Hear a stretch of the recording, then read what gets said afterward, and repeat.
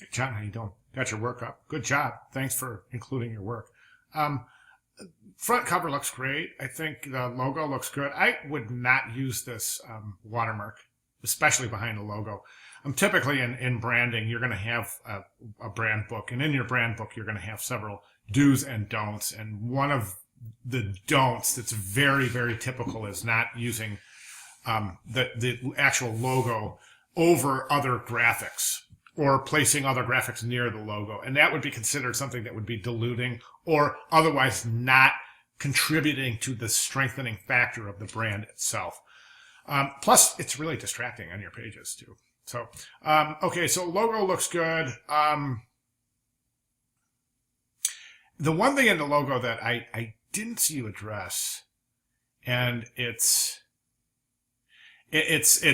really a very, very apparent that it's there. I thought it was part of the PDF rendering at first, but this line right here that that spans over the name and the year and below the mountains, and I'm not real sure about that. I don't understand why it's there. I think it adds, or actually I think it takes away from the dimensionality and the geometric nature of the actual mark itself, and by that I mean it adds this kind of like this base right here, and the base is colored. It's white, so we're not getting that like geometric, like those twists that I think that you're looking for. That I think is something that really, really is bothering me. I would take that line out and just keep the background. Don't use white there, which you won't tell unless this is placed over something other than a white background. But nonetheless, that line right there is super distracting, I think. Okay, so mission statement and contents, good job. Kind of strange layout here. This is center aligned, this is left aligned. That's why the pages don't really play well in the sandbox together, so to speak. I would recommend shooting that over to the left, and I would recommend left aligning that block, text block also. The pages look pretty good. Margin would be right there somewhere. So you're pretty well balanced. Over here, you have your color palette, but you always want to give your RGB and CMYK equivalents for all of your colors. Always. It's imperative. You don't just want to show the color.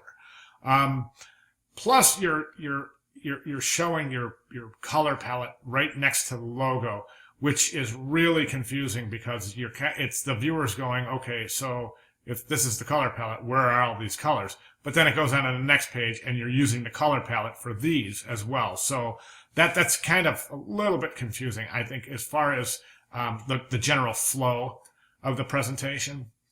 Tickets look good. Mock-ups look great. I really, really like the tickets, and the pictograms just turned out beautifully.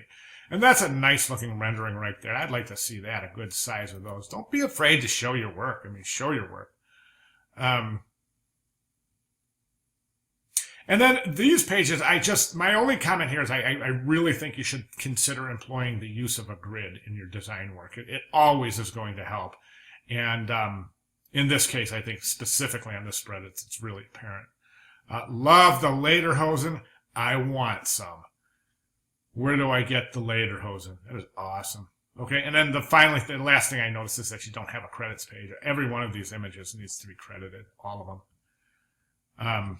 Okay, and that's what I have. So great job. Good working with you, man. Keep my contact information for future reference if you need it. And if you need anything before, any questions or comments on this project or anything that transpired in this class, please let me know. I'll be glad to clarify. Okay, thank you very much, Jen.